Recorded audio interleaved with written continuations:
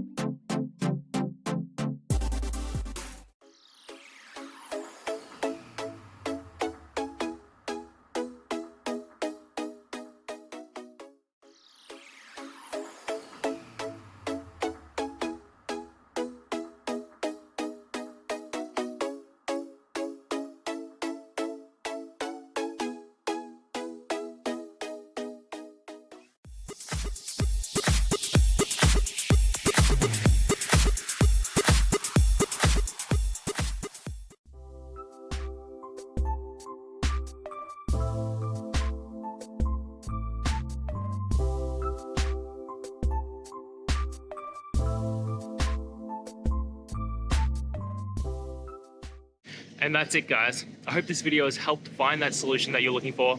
And if it did, please hit the subscribe button. I'd really appreciate it.